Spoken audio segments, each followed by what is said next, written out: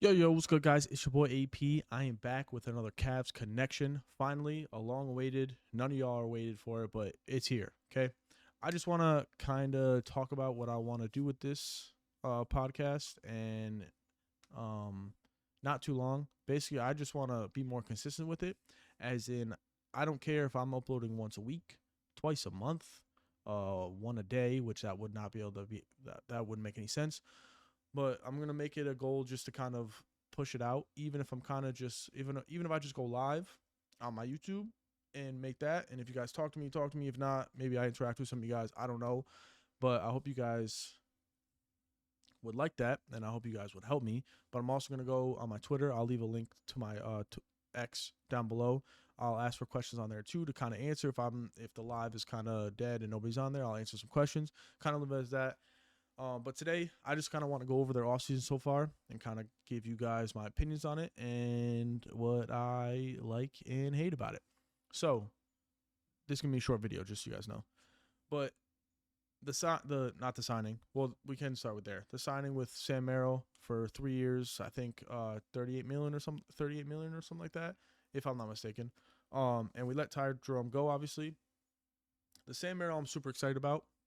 I think I've already talked about this too. I've kind of already talked about these things individually. Now I'm kind of just putting them together. Because Sam Merrill is our sharpshooter, correct? That's kind of what he's there for. I don't hold on. Like on our team, he is our best 3-point shooter, and he is not a slouch on defense. Yes, he is six. What does it have him listed as? 6'4", and that's probably being generous. 200 pounds. He's gonna get bullied on defense, but the defense, like the drive and like the effort is there for him. So I'm not really worried about that. And I guess you could say, now that I'm saying this, Max Strus is on our team, but Sam Merrill's there to shoot threes. Max does way more for us than he probably even needs to sometimes. So Sam Merrill, yeah. Um, the Ty Jerome letting him go, that was kind of a low blow, but I understand why they did it, and why they didn't even offer it anything for him, because, and I don't mean to just brush by Ty Jerome, because I will miss him, but if this guy that I say is healthy, it makes so much sense to let Ty Jerome walk. You know what I'm saying? Lonzo Ball, we traded him for Isaac Okoro. There's just if he's healthy, bro, it's just if he is healthy, fully healthy. I'm not saying he has to do anything crazy. I'm not saying he has to average 30 points for it. Like, he's not going to do any of that.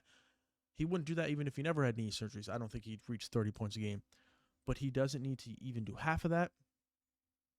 He just needs to come in, give the effort on defense, the playmaking, and be able to knock down his 3-pointers. So we're not asking a lot of him, but if he is healthy, he is that, like, he's the X factor, especially coming off our bench. Oh my God, if he comes off our bench, that's crazy. He'll probably start the season though if he's healthy, which I think he is right now.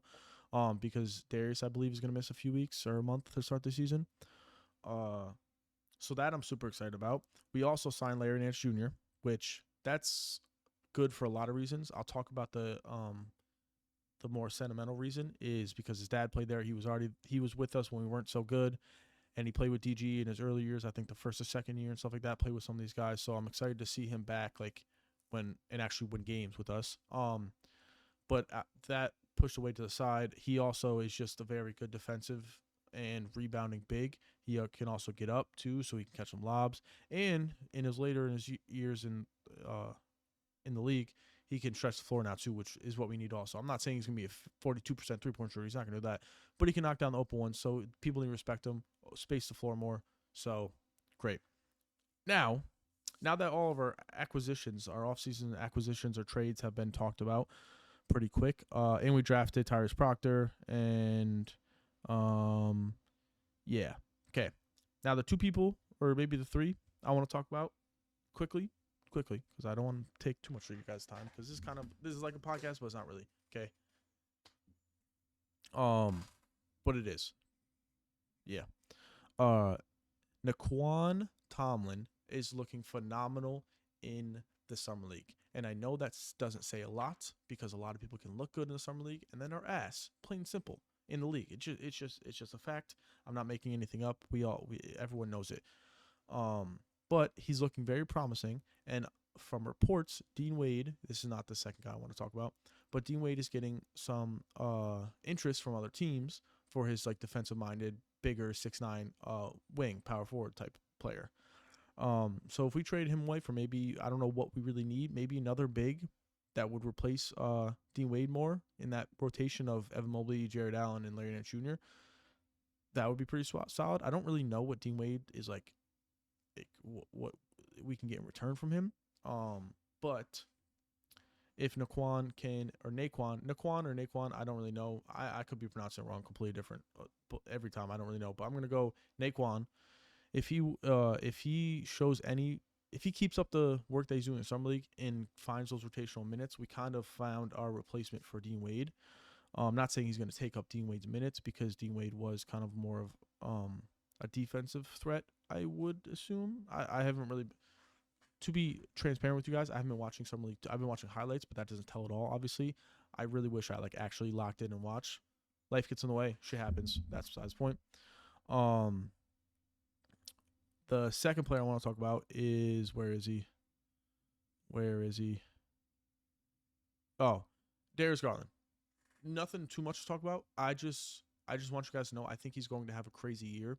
I don't, and when I say crazy year, I think he's going to reach career highs, but I don't think he's going to like average 28 and 8 or 28 and 10. Like I don't think he's going to do that, but I think he's going to be very efficient, and I think he's going to average over 21 points, 22 points, and I think he's going to be around that 6 to 8 range assist area, and I think his steals are even going to go up because I just think we're just going to see a new player from Darius Garland this year, and I'm super excited to see that once he comes back from his injury, obviously, barring how he comes back from that. But I feel like that's an injury that, like, if he's fully healthy from it, he'll be fine. It's not like a torn ACL where he's got to come back and kind of reintroduce his body. So I think he will be fine.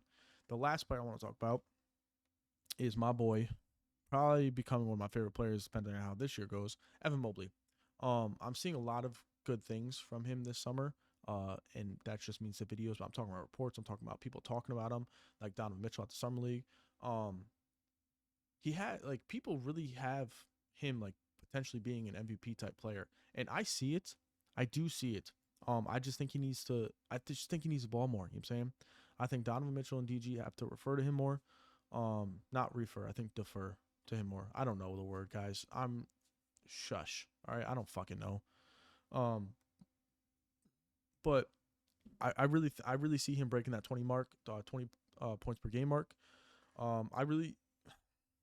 If he really as dominant as people say he's going to be, and if he really takes that next level that he's been continuously taking, I think he can average double-double this year on really good efficiency and crazy defense also. So I'm super excited to see what he does this year. But yeah, so expect more of these videos, maybe once a week, twice a month. I don't really know. The offseason's kind of hard. I'm going to try. But I'm going to try. I might do some more lives on this channel for the Cavs Connection podcast. Not really sure, but I might do it to kind of interact with you guys.